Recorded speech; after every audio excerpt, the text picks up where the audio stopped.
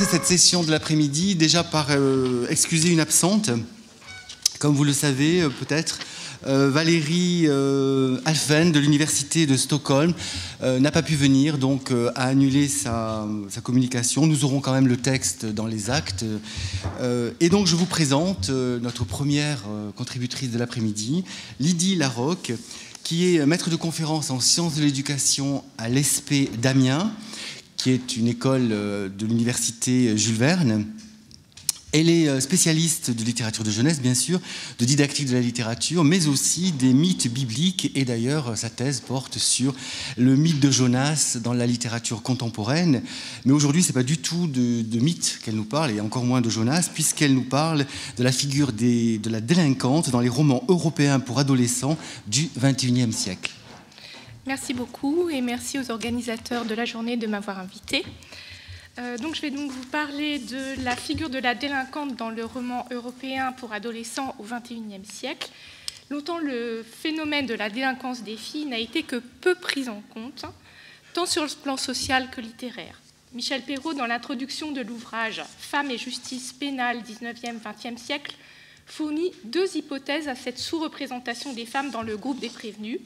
Leur infériorité juridique, qui les place pendant des siècles sous la tutelle du père puis du mari, et le fait que leur implication varie en fonction de la définition même des délits par la loi. Comme le rappelle Stéphanie Ruby, les travaux sur la déviance et la délinquance ne s'intéressent vraiment à la place des femmes dans les infractions et transgressions qu'à partir des années 70.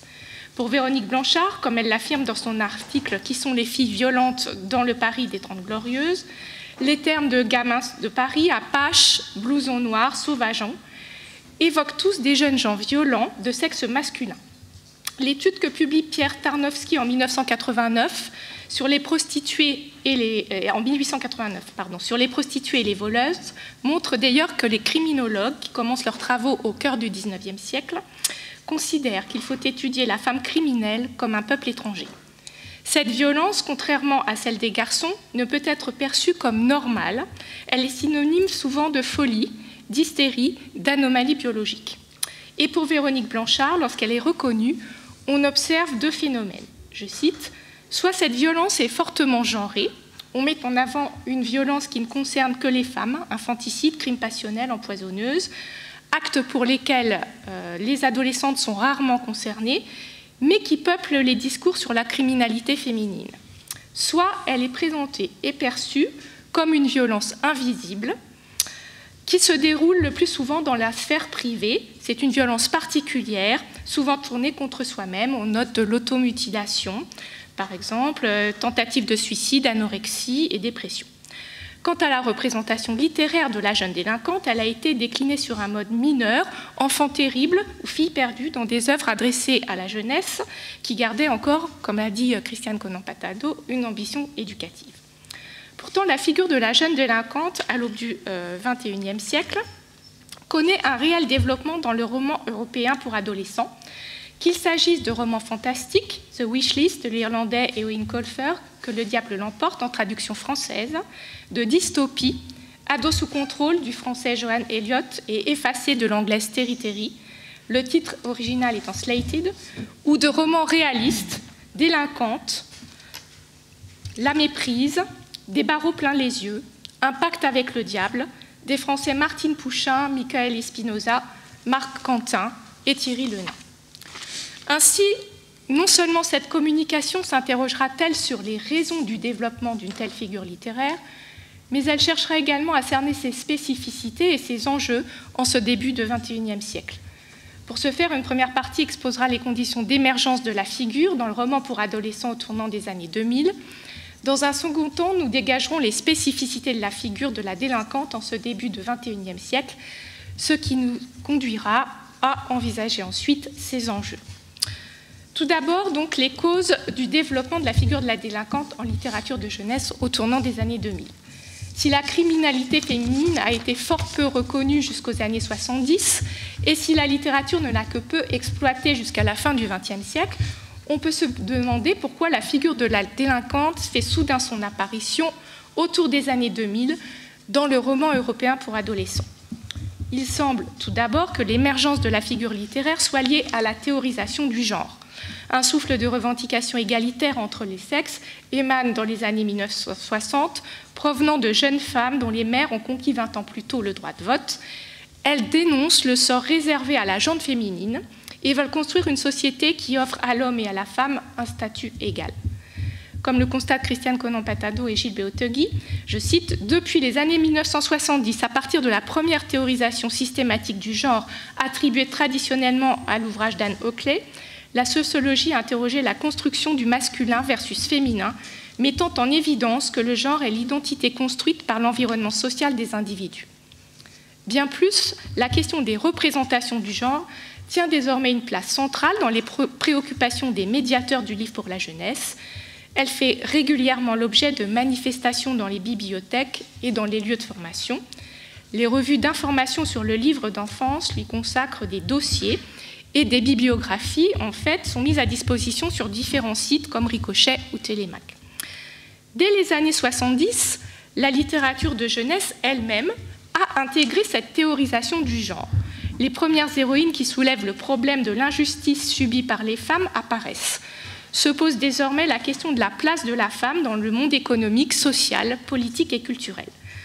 On cherche par conséquent de plus en plus à analyser la position de la petite fille ou de la jeune fille.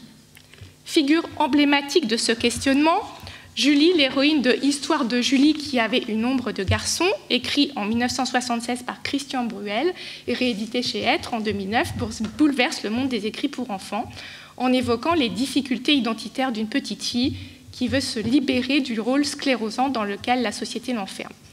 Plus récemment, on a d'autres auteurs de littérature de jeunesse qui aident garçons et filles à sortir de ces rôles prédéfinis, comme Thierry Lenain, qui publie en 1998 « Mademoiselle Zazie a-t-elle un zizi ?», montrant que si les filles et garçons, en fait, ne sont pas les mêmes sur le plan physique, on voit bien qu'il n'y a ni supériorité ni infériorité de l'un ou de l'autre.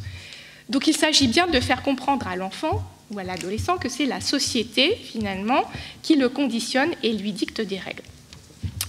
S'attaquer aux préjugés sexistes, c'est prouver qu'il y a aussi 100 façons d'être une fille ou un garçon, à la manière de Virginie Dumont qui publie « Frédéric et Frédérique » ou « 100 façons d'être un garçon ou une fille ». Certains auteurs de littérature de jeunesse en viennent aussi à mettre en scène des personnages qui ne correspondent pas aux représentations traditionnelles des sexes. Et on voit des filles rebelles qui osent, qui revendiquent, avec Yasmina, par exemple, l'héroïne de Pourquoi pas moi, de Jeanne Benhammer en 2008, et Sidonie, personnage de Hortense Cortex dans Garçon manqué en 2002, qui sont dotées de qualités socialement reconnues comme masculines. C'est-à-dire qu'elles n'hésitent pas à en venir aux mains, elles se révoltent. L'émergence de la figure littéraire de la délinquante, qui a vraisemblablement été facilitée par cette évolution de l'héroïne en littérature de jeunesse, a dans le même temps été favorisée par l'augmentation des délits commis par les filles depuis quelques années. Olivier Moyano rappelle certes que Brigitte Doyon et Martin Bussière ont constaté dans leur rapport de 1999 que la délinquance et la criminalité étaient des phénomènes presque exclusivement masculins. Mais il observe aussi que le nombre de filles commettant des délits a eu tendance à augmenter au cours des dernières années et il cherche à expliquer le phénomène. Selon lui, cet état de fait tiendrait à de multiples raisons. Tout d'abord, les filles et les femmes prennent aujourd'hui davantage part aux activités en dehors de la maison. Certains facteurs sociaux jouent aussi désormais un rôle autant pour les filles que pour les garçons. Le statut socio-économique inférieur peut engendrer un sentiment d'infériorité et créer chez l'individu le désir de posséder plus. La rencontre amoureuse des filles avec des garçons plus âgés et au comportement déviant est un facteur favorisant la délinquance et la consommation de substances psychoactives, de même que des situations interpersonnelles difficiles dans le cadre familial. Enfin, l'influence de la bande ou du groupe paraît déterminante. Stéphanie Ruby constate d'ailleurs qu'en août 1998 apparaît sur la scène médiatique un gang de filles. Jusque-là, on ne s'intéressait qu'aux adolescents. La question des violences féminines est présentée comme un fait de société nouveau. S'il est donc indéniable que la jeune délinquante adolescente existe désormais, on peut s'interroger sur ses spécificités dans le roman pour adolescents. Donc, c'est ce que nous verrons, alors que la délinquante féminine a longtemps été édulcorée et réduite à l'enfant terrible en littérature, ou comme le constate Stéphanie Rubio et Véronique Blanchard, limitée à la catégorie des crimes et délits sexuels ou passionnels, il n'en va plus de même aujourd'hui. Certes, on retrouve dans la littérature pour adolescents la figure de la rebelle, fugueuse et insolente. Marie, 13 ans, l'héroïne du roman Des barreaux plein les yeux, s'enfuit de chez elle avec un garçon un peu plus âgé, Jérôme, tout comme Noémie, 16 ans, personnage principal de La Méprise. Du jour au lendemain, cette dernière provoque ses parents ou ses proches et finit par fuguer avec Pascal, une petite frappe. Lou, 15 ans, l'héroïne de Joanne Elliott, est aussi une adolescente révoltée, insolente et mauvaise élève. Quant à Roxane, 12 ans, la protagoniste d'un pacte avec le diable de Thierry Le Nain, une dispute avec son beau-père va la pousser à prendre la fuite. Dans les romans contemporains, le crime passionnel, qui jusqu'à présent caractérisait la délinquante adulte, reste aussi bien présent, mais concerne maintenant l'adolescente. C'est le cas de la jeune Marie, dans le roman de Marc Quentin, qui, par amour, pour protéger sa fugue avec son amoureux Jérôme, n'hésite pas à pousser dans un étang son petit frère ou à mettre le feu à la ferme de sa rivale à la fin du roman. Si l'on retrouve bien dans la délinquante des années 2000 quelques traits de celle des 19e ou 20e siècles, il est à noter cependant qu'elle commet désormais les mêmes méfaits que les garçons. En premier lieu, le vol et le vandalisme. Dans le roman Délinquante de Martine Pouchin, Edna, la seule fille d'une bande de garçons, pour s'assurer l'admiration de ses amis, subtilise tout ce qu'elle trouve, de la clé USB à la pochette de whisky. Meg Finn, 14 ans, l'héroïne de Eoin Colfer, dans Que le diable l'emporte, va même jusqu'à cambrioler l'appartement d'un retraité, et Marie ou Roxane, dans Des barreaux plein les yeux et Un pacte avec le diable, en viennent à dérober de l'argent à leur propre mère pour aider leurs amis. Enfin, Noémie, dans La Méprise, enchaîne les mauvais coups. Elle met le feu à un lycée et braque une station-service. La délinquante du XXIe siècle peut également consommer des substances illicites et des boissons alcoolisées avec excès, à l'exemple de Lou dans Ado sous contrôle. De plus, le caractère rebelle devient souvent le signe de personnalité et d'émancipation, notamment dans les dystopies. La jeune Lou d'Ado sous contrôle, brouillée avec le système scolaire et ses parents, est enlevée de nuit à son domicile et conduite dans un camp de redressement où l'on brise les fortes têtes en les épuisant. Lou se révolte. Avec un autre réfractaire, elle parvient à s'enfuir. Sa détermination et son caractère rebelle lui permettent d'échapper au système coercitif du camp et de dénoncer les agissements des dirigeants avec l'aide d'un web journaliste. De la même manière, le roman de Terry Effacé valorise une forte tête qu'il a. Dans un futur proche en Angleterre, vers 2050, les criminels de moins de 16 ans sont condamnés à perdre tout souvenir de leur passé. Malgré son effacement, Kila constate qu'elle est différente des autres effacés et beaucoup moins influençable. Elle se pose de nombreuses questions, puis découvre que le gouvernement abuse des effacements. Des gens disparaissent sans raison valable. À la fin du roman, les souvenirs de Kila affluent. On lui aurait appris par le passé à faire coexister en elle deux personnalités distinctes. Lucie, faible et pleurnicharde, et son alter ego, une guerrière. Au moment de l'effacement, Lucie s'est envolée, mais la guerrière a survécu. Elle décide alors d'informer le monde entier du sort des disparus et de retrouver son amie Ben. Dans le roman fantastique d'Eoin Colfer, Que le diable l'emporte, le caractère rebelle de l'héroïne suscite aussi des actions positives. Ainsi, la jeune délinquante Meg Finn est tuée lors du cambriolage du retraité. Elle part au purgatoire, mais Saint-Pierre lui laisse une chance d'échapper à l'enfer, revenir sur Terre et aider le retraité qu'elle a cambriolé à réaliser ses vœux. Elle réussira cet exploit précisément parce que, je cite, « Meg Finn ne reculait jamais lorsqu'on la mettait au défi ». Par ailleurs, si dans les romans contemporains, les problèmes sexuels sont encore parfois évoqués, ceux-ci n'engendrent plus désormais un jugement moral négatif sur la jeune fille concernée. Bien au contraire, ils participent à l'élever au rang de victime, car ils sont perçus comme les facteurs ayant pu générer a posteriori un comportement délinquant. C'est le message véhiculé par le roman La Méprise de Michael Espinosa. La jeune Noémie, en effet, n'a pas fugué sur un coup de tête.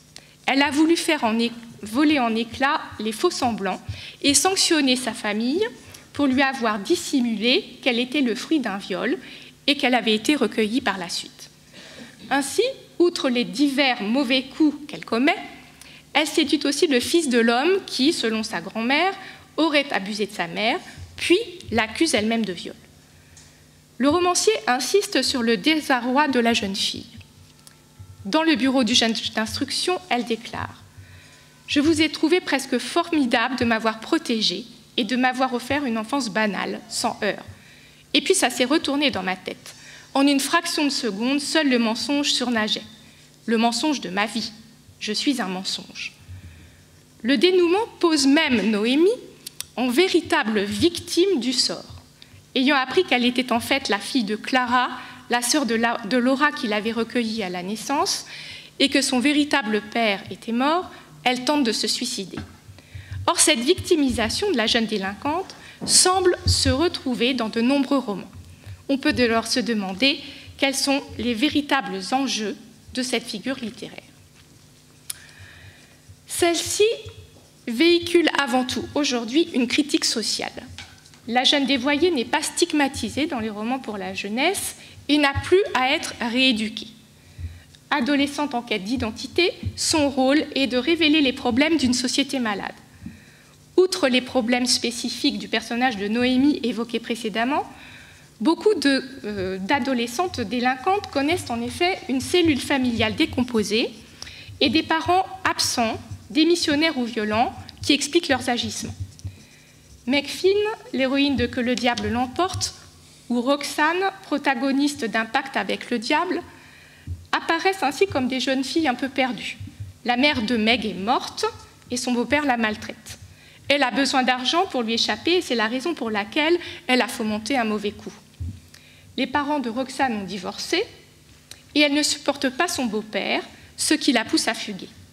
Le père d'Edna, dans Délinquante, est quant à lui remarié et peu attentif à sa fille, car, je cite, « Il était si débordé de travail qu'il rentrait bien trop fatigué du travail pour chercher des noix à qui de droit. » La mère d'Edna l'a abandonnée, détruisant toute confiance en elle-même. Elle déclare « Ma mère avait raison, faut croire. Je n'étais pas captivante. C'est pour ça qu'elle était partie. Je n'intéressais personne à moins de faire des trucs compliqués pour gagner de l'attention. » Le vol devient ainsi un moyen pour elle de se valoriser. Je cite « Juste avant, j'étais une fille comme les autres, sans signe particulier ni talent notoire, de la graine d'adulte ordinaire, transgénique presque. Mais en cet instant précis qui durait, je ne sais pas, une minute peut-être, je me transfigurais. Je me vautrais dans l'interdit, comme un chat dans le soleil. Je me sentais héroïque, une sensation de puissance m'envahissait. » À la fin du roman, elle conçoit l'espoir d'avoir un jour, je cite, « une gueule intéressante et de ne plus avoir besoin de voler. » C'est aussi l'abandon du père qui pousse vraisemblablement la jeune Marie du roman de Marc Quentin à jeter tout son amour dans une relation passionnelle destructrice avec Jérôme et à tout lui sacrifier. Même si le texte n'avance pas explicitement cette idée, il la suggère au début du roman. « Mon père, lui, ne m'appelle plus. Mon père est parti. » Non, pas parti, précise ma mère. Il n'est pas revenu. C'est sûrement différent. Il nous a laissés, elle, sa femme, nous, ses enfants. Marie se retrouve livrée à elle-même dans l'univers impitoyable de la banlieue, même si sa mère lui assure, je cite, qu'elles vont s'en sortir, qu'elle échappera aux épidémies périurbaines qui vous rendent enragés. Mais comme le note la jeune fille, il était déjà trop tard.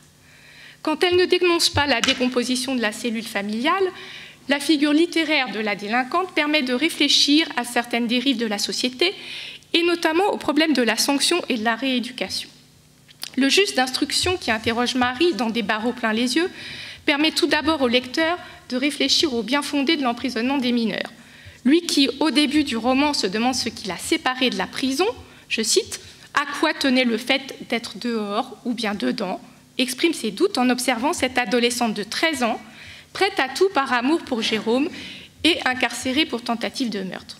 Je cite, « Le juge la regarde. En apparence, c'est une adolescente comme une autre, plus douce même que celle que l'on croise dans la rue. Le juge se demande s'il est bien normal d'enfermer des adolescentes de 13 ans dans des prisons. À la fin du roman, il remet même en cause la justice uniformisée qui s'applique à tous les citoyens, quel que soit leur milieu. Il déclare « Mais quelle justice appliquée pour ces enfants de la géométrie urbaine? La même qui veut tout expliquer. » Avec les dystopies ou contre-utopies, ados sous contrôle et effacés, c'est le problème de la rééducation qui est abordé. Comme le rappelle Christian Godin dans son article « Sens de la contre-utopie », les dystopies s'inscrivent dans le même cadre que l'utopie dont elles poussent jusqu'à l'absurde les implications totalitaires. Les auteurs de contre-utopie montrent comment la volonté de bonheur qui caractérisait les utopies se transforme en cauchemar. Johan Elio explicite clairement l'objectif de son roman dans la postface, où il affirme que s'il s'agit bien d'une fiction anticipatrice, le prologue, qui décrit la simulation d'enlèvement de loups, vécue de façon traumatisante par l'héroïne, montre les méthodes employées par certaines sociétés américaines spécialisées dans le kidnapping d'adolescents avec l'accord de leurs parents.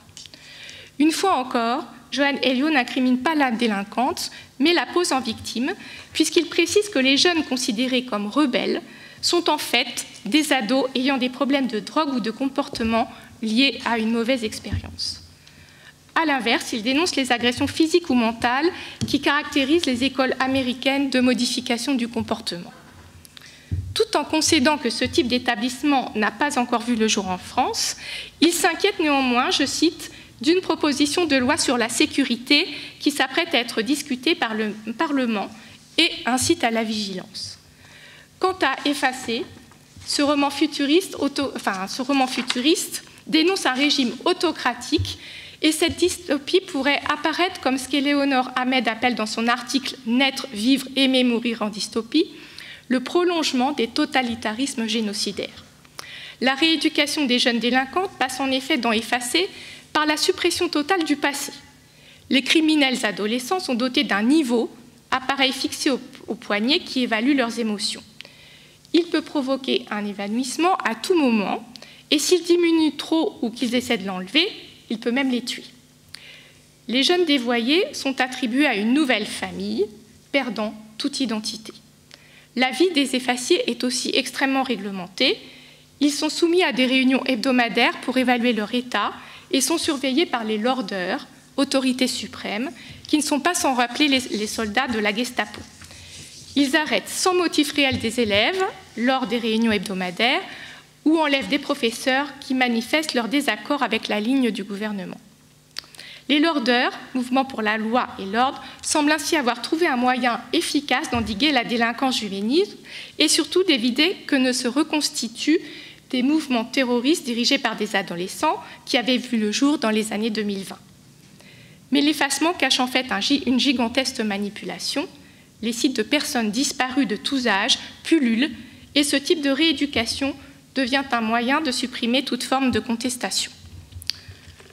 En conclusion, le développement de la figure littéraire de la délinquante dans les romans pour adolescents au tournant du XXIe siècle rend compte de l'évolution de la société, notamment du phénomène des bandes de filles apparues dans les années 2000, mais surtout des revendications égalitaires entre les sexes. La jeune délinquante devient une héroïne à part entière. Elle commet désormais les mêmes méfaits que les garçons et se montre souvent plus téméraire que ces derniers. Cette situation fait écho aux Mean Girls américaines qui peuplent l'imaginaire des filles de 10 à 17 ans, aussi bien dans les séries télévisées comme Gossip Girl, dont on a parlé ce matin, que dans les romans tels La Bande des Garces ou Les Bambinas dangereuses. Aux États-Unis, les Mean Girls, en traduction les vilaines filles, frôlent d'ailleurs le fait de société. L'ouvrage de Rosalind Wiseman, Queen Beans and Wannabe, dont le sous-titre est explicite, « Aidez votre fille à survivre aux bandes, aux clics, aux ragots et autres réalités de l'adolescence » est devenu un best-seller. Mais dans le roman européen, la figure de la jeune délinquante, me semble-t-il, révèle aussi des enjeux bien spécifiques. Parce que, comme le constatent Claire Gavret et Aurore Boulard dans leur article « Environnement incertain et passage à l'acte violent à l'adolescence », la violence de la jeune délinquante est beaucoup plus liée que celle des garçons à des problèmes d'ordre personnel. La figure met au jour la décomposition de la cellule familiale. Elle permet surtout aussi de réfléchir au problème de la sanction et de la rééducation en dénonçant des pratiques sécuritaires qui semblent parfois relever de régimes totalitaires. Je vous remercie de votre attention.